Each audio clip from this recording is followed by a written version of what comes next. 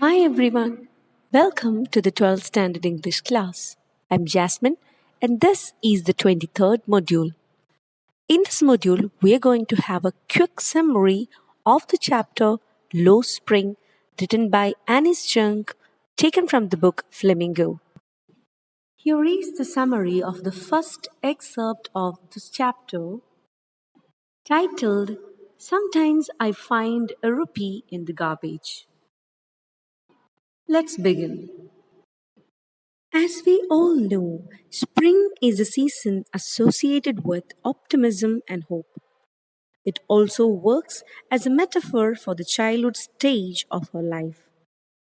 Right from the time we are born until late childhood, every child hopes for new beginnings and a bright future.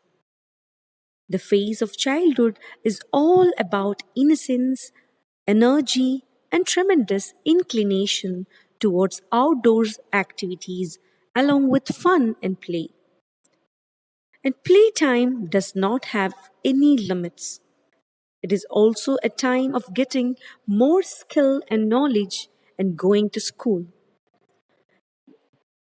The Lost Spring, written by Anis Jung, talks about the national shame of children being forced to live a life of poverty and exploitation. The main protagonist of the chapter, Sahib-e-Alam, do not live his childhood as he has to carry the burden of poverty and illiteracy. In the story, the author comes across Sahib every morning. Sahib left his home in Dhaka long time ago. He's trying to scrounge gold in the heaps of garbage in the neighborhood. The author asks Sahib why he does that. Sahib mutters that he has nothing else to do. There is no school in his neighborhood. He is poor and works barefooted. There are 10,000 other shoeless rag pickers like Sahib.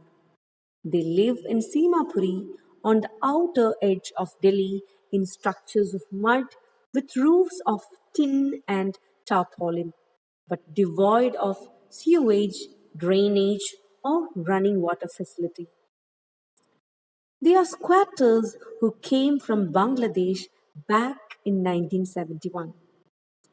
They have lived here for more than 30 years without identity cards or permit.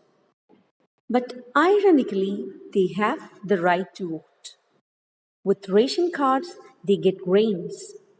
Food is more important for survival than identity. Wherever they find food, they pitch their tins that become transit homes. Children grow up in them and become partners in the survival. In Simapuri, survival means rag picking. Through the years, rag picking has acquired the proportions of a fine art. Garbage to them is gold. It is their daily bread and a roof over their heads. Sometimes Sahib finds a rupee or even a 10 rupee note in the garbage heap. Then there is hope of finding more. Garbage has a meaning different from what it means to their parents. For children, it is wrapped in wonder. For the elders, it is a means of survival. One winter morning, the author finds Sahib standing by the fenced gate of a neighborhood club. He's watching two young men playing tennis. They are dressed in white. Sahib likes the game, but he is content to watch it standing behind the fence. Sahib is wearing discarded tennis shoes that look strange over his discolored shirt and shorts. For one who has walked barefoot, even shoes with a hole is a dream come true. But tennis is out of his reach.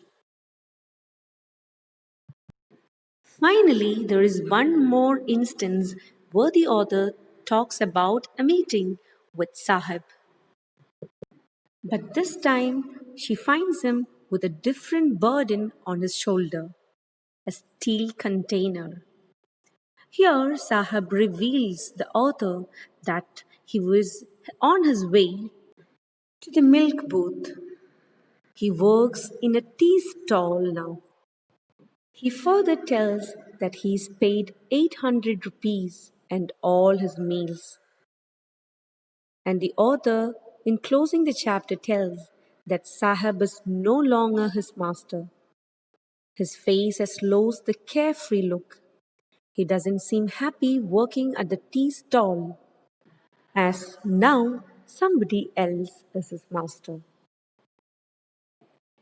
The story Lost Spring deals with the deplorable condition of poor children who get forced to miss the simple joyful moments of childhood because of their socio-economic conditions.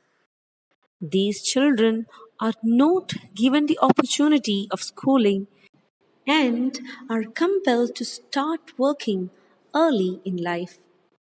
The author, Anis Jung, strives hard to eliminate child labor through her book. She propagates the education of children and the enforcement of strict laws against child labor by the government. The message is to put an end to the child exploitation and let all children enjoy their days of the spring and joy. So that's all about the first excerpt of the chapter. In the upcoming modules, we will discuss the final segment of the story. I hope the session was helpful to you. Thank you.